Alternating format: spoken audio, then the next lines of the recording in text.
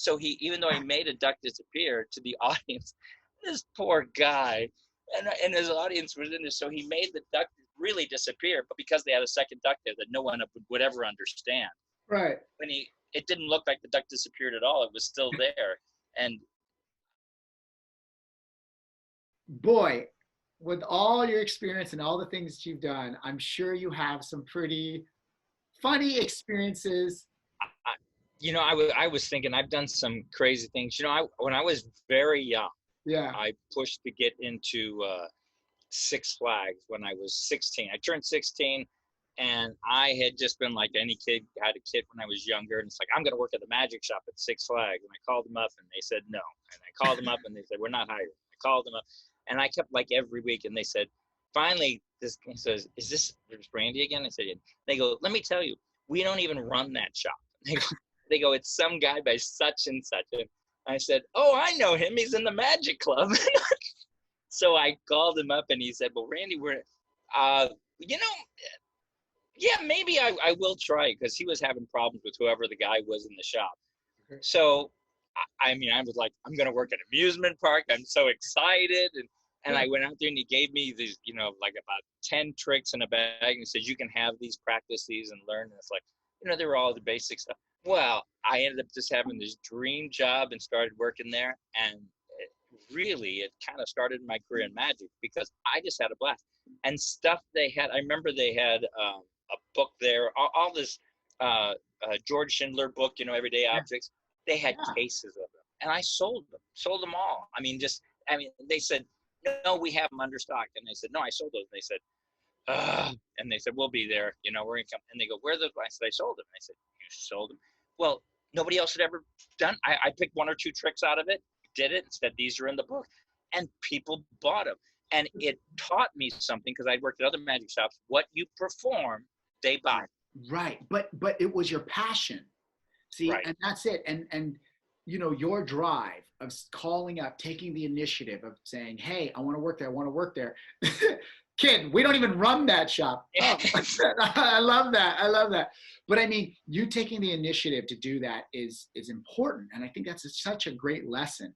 And then what you're saying is that the tricks that you're doing and showing to people, and you're being excited by them, gets other people excited about it. Going, wow. Exactly. And that's what sold it. That's what moved it. I tell people all the time now, magic shops are not like anything else. If you want a new suit, new shoes, you say, I want brown shoes. I want something to go with a tux. I want, a breathable shirt, whatever. Well, it's magic. Even magicians, they walk in and say, oh, that's so cool. What does it do? So, well, from there, I had done that for a while, and eventually they made me a manager because I did so well. And then they made me manager of the 3 biggest shops, and they said, well, I just want to perform. And they said, well, you can't perform because we're going to have you manage. And I said, I'm just going to get my degree. So I quit. Well, what happened was Time Warner had bought that, and they said, where's that magic guy? He was so fun to watch. And they said he quit, and they said, get him back. And it was right when they bought him. So they had a Christmas show. They hired me for some strolling, and then while I was at the strolling, some bigwig from that place pulled me aside and said, we want you to come back and do some strolling. You can just go anywhere in the park. When you see something that's bogged down, try to entertain them. Wow. And I thought, what a cool gig. So I started doing that. Well, I'm telling you this because it led to, they were putting in an illusion show. And I so wanted to do the illusion show. I never did illusions. And so I went there, and they basically said, scram, get away. I said, well, can I at least watch rehearsals? And they said, oh, sure, whenever you want. So whenever I had a lunch break or something, I would go over and watch these things. And they had hired singers and dancers. They didn't want a magician. Well, have you ever heard of Don Egan and Dave Weiss? They had actually did some stuff for early Copperfield and stuff. Wait, Don Weiss? Yes. Don Weiss, yeah. Oh, you said backwards. Yeah. So Dave Egan and Don Weiss. Yeah. I apologize. Yeah. Don Weiss. Yeah, of course I know Don. Yeah. I thought so. Well, so he was putting in this show with John Hartman Production. Well, he gave me a wealth of knowledge. Eventually, he said, you know, we're having problems with these guys. He goes, show me something you can do. Well, I did a thimble trick. I did a couple of card tricks. And he goes, have you worked with illusions? And I said, no, but I'll try really hard. And he goes, can you do a needle through balloon? And the guys they had hired, they never did it. They kept popping. And so I did it. And he goes, we've been doing this for so many days. And he goes, do it again. And I did it. I did it like 3 or 4 times in a row. And he said, do this and hold this. And he goes, and they looked at each other and said, you know, these other guys just aren't going to work out. He goes, well, we're going to do this, but you're going to have to work hard and you're going to be the backup. And I said, fine. Well, I was working at a bank during the week, probably going to put my way through school. Yeah. So I quit the bank, started doing this. The guy that was sub that became lead was just some young guy that, again, was not his passion. So they made it my show. And it became a great show. Well, the people that were in the show are still my dear friends to the day. Well, they were jokesters, and they were obviously people that did the show when I was there. So I would come there almost all the time because I didn't live that far away. So yeah. I come in one day, and one of the sub guys or the guy that was being the magician part in this show. We had Johnny Gaunt built this beautiful, gorgeous double tip over trunk. And he also, David Copperfield in the show today has the duck bucket. And then he puts the duck in the tear apart box. Yeah. I had that, I did that same thing in my show. Okay. And these 2 tricks, it's just a great story, because the one thing they had is when you put the duck inside the box, right? You know how that's done. I don't know, but you put it in there. Well, they had a little small wire a little ring you pulled, and like a feather duster would drop in the end, and it looks like it was hidden on the box. Right. You probably I know. So I did that, and I would do this all the time. And then, of course, when you took the thing apart, you'd end up lifting up the box, and you say, "Oh, it's a feather duster," and blah blah blah, and you show it gone. It was great. So this is what happened, and we did that after we did the double tip over trunk. So this guy is doing it, and they usually you get in the box, you get inside this the huge double tip over trunk. Right. You do from one trick to the other, and you would escape from the bag, and instead of another person, you would have this duck that would be produced.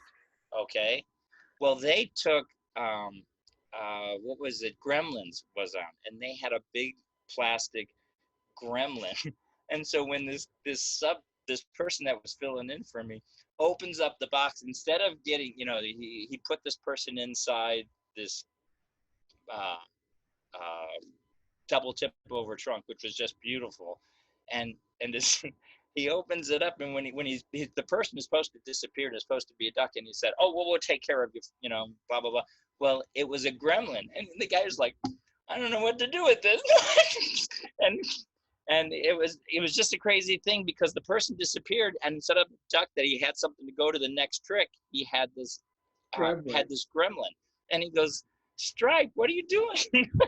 And it was just stupid. Well, his parents were in the audience, and I felt so bad for him. So one of the other guys comes up and says, "Here, we have a duck for you." So he goes and does the duck trick. Well, little did he know, they put, we always have multiple tricks. Well, we put a second duck inside the container. So even though he made a duck disappear, to the audience, this poor guy, and his audience was in this, so he made the duck really disappear, but because they had a second duck there that no one would ever understand. Right. It didn't look like the duck disappeared at all. It was still there. And one thing after the other. And I guess if you're part of the show, it was, we kind of understood what was going on. But after doing 8 shows a day for, years, you start getting cranky with it. It was the riot. It was the craziest thing. It's like a snowball, right? When one thing happens, but those little pranks are fun. But it's always fun whenever you have those funny moments. Yeah. Well, I've always done family shows as you have, but Yeah. my stuff was more for kids and stuff. But I always knew that you wanted to entertain the college kids and the adults too. Yeah. And so many people leave them out and they just do the kids. And the parents, if your kids are happy, they're happy. But if you can bring them in once in a while, they just have so much more fun. Well, at the fair, you always have people who just don't watch their kids. Oh, And yeah. I'm in the middle of a show, and this young kid just comes walking up, and he's going into my box like it's a toy box. And I say, oh, hey, no, let's come over here. And you're looking around, you think a parent will say, come on, little Timmy, Yeah, or whatever. stop him. Nothing, Yeah. nothing. And so I walk over and I say, hey, why don't you go sit down over here? And he climbs back up on the stage and he gets on. So finally I say, and this isn't going to work, maybe I can get him in the show. So I do this rope trick, and luckily he's old enough that he can, do some stuff. But, I do the wand thing and it goes great. But I always tell people, don't give up.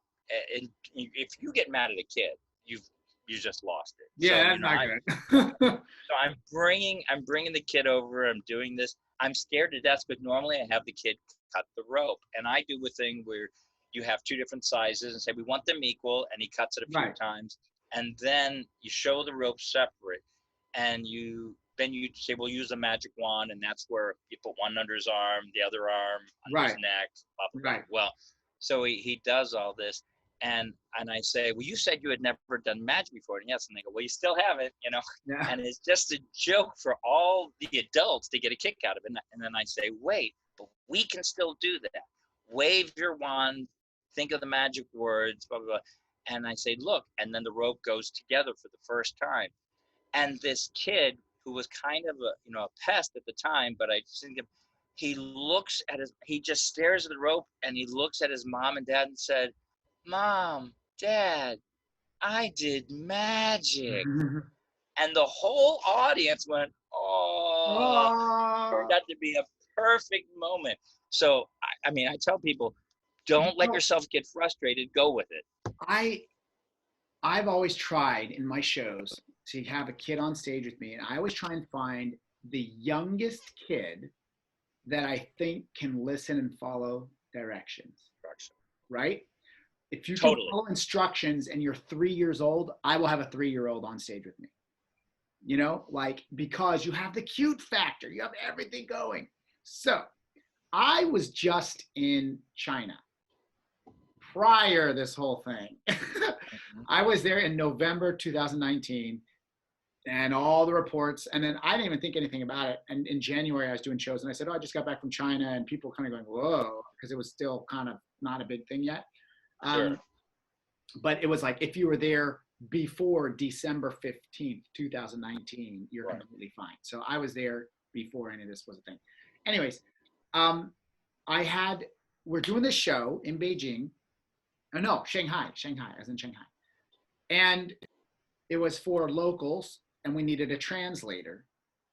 And I was doing this rising cards, and I called this kid up on stage.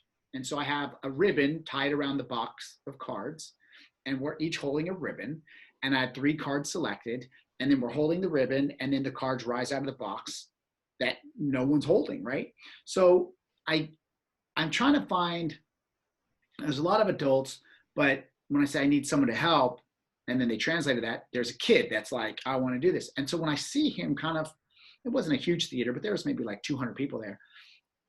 I'm like, oh, that kid. Okay, I'll go get that one. He looked older from farther away. When I got up to him, I'm like, oh my gosh, he's younger than I thought he was. He was probably about like 4, maybe 5. I thought he was going to be like 7, 8. I for whatever reason, I know that's a big gap, but for me, I was like, hey, yeah, he looks like he'd be fine.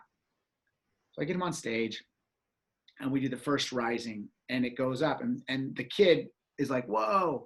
And the kid gets excited and goes to hold on to the ribbon, and the cards the box jumps up and down, and he sees my reaction. I go, whoa. Well, just me reacting, because he wasn't trying to toss them. It's just that he reacted, and because he reacted, he saw me react, going, "Whoa, careful!" It became the game, and I'm just like, "Oh my gosh!" So the audience kind of laughed, and then as we're doing the next one, you see the kid on purpose go like this, and I go, "Oh my gosh!" And the whole audience is laughing, but the second card rise, and I go, "Yes, got the second card," and I'm just thinking, "Oh, this is great," because the audience is reacting, the kid's going like this, and I'm like, "Oh, just hold on, just we have one more card." And the kid does it again. I go, "Oh my gosh!" And now he's getting like, now it's just lights out of control. But I'm just like going, if I could just get this one last card to rise, then it's done. I don't care. The cards can fall. Fantastic. And right as the last card is beginning to rise, he goes, boom. And I'm just like, no. Anyway, it goes, all the cards out, all over the ground. And I'm just like, oh, and the whole audience goes, oh. And I go, and then I just grabbed the card from the ground because I knew what card it was. And I go, there's the card. Yeah. And I threw it in the air. And like, I kind of made the kid a hero, even though I was like, ugh. But at the same time, it worked fine. And I could have shut it down quickly. I could have just like, nope, and just shut it down. But the audience was reacting to it. And I made the choice of, I'm going to risk this failure to just try and get that moment of the kid, bouncing the cards around, because it made it more. Oh, sure. No guts, no glory. Yep. But it didn't work out. It failed, and they all fell off the ground. But I mean, it was okay, but it was a risk that I took, and those things happen. So I had cards all over the ground, and then I couldn't say anything in Chinese, so I just said, "Say."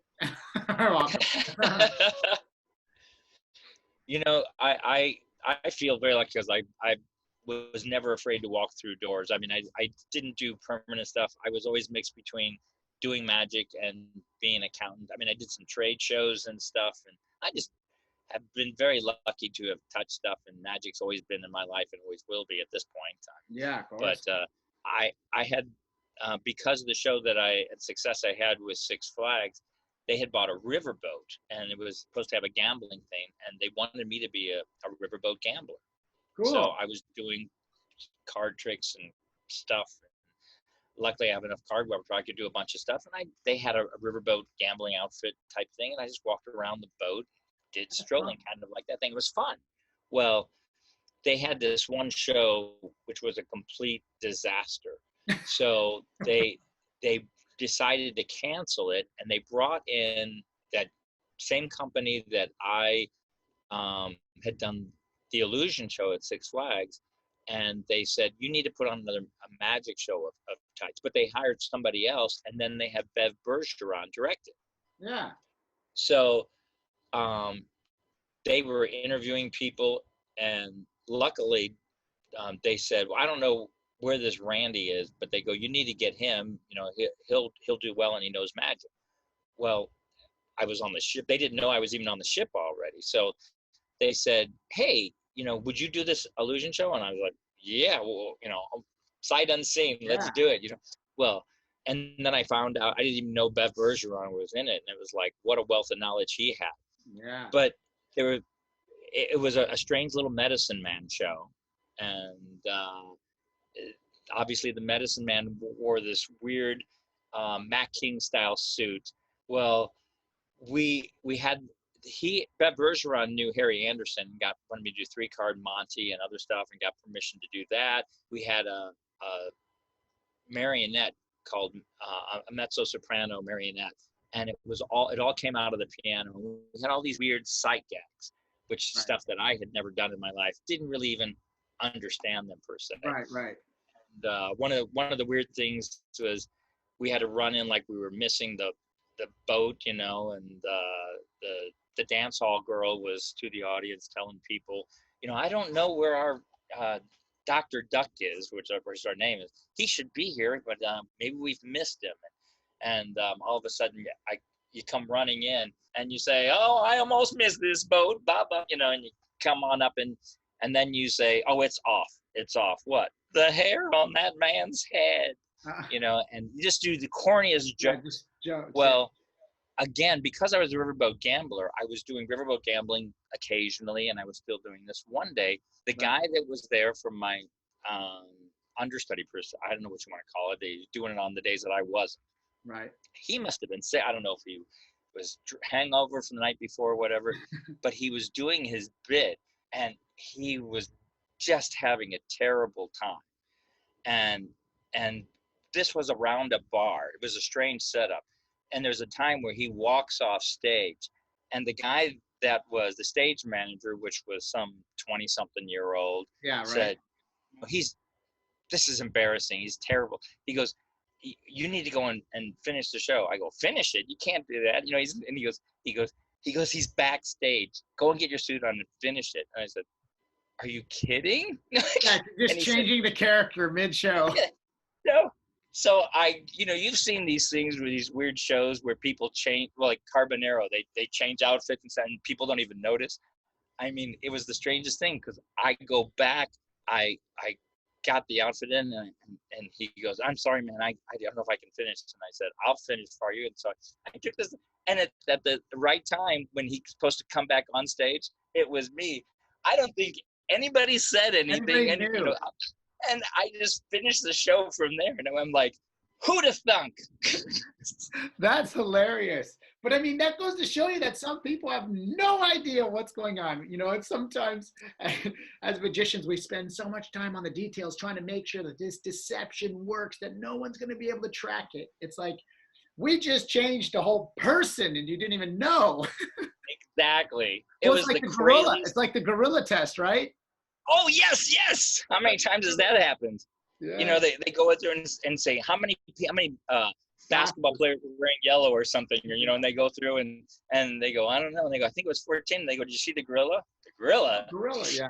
Oh, that's such a good psychological experiment. Good catching up with you. I got to run, but I appreciate your time and chatting. Wish you the best. Thanks for letting me be a part of this. You have a great day. Stay safe, and I'm sure I'll see you somewhere in this country. So. For sure, you will. Take care. Take care. Bye-bye. Bye-bye.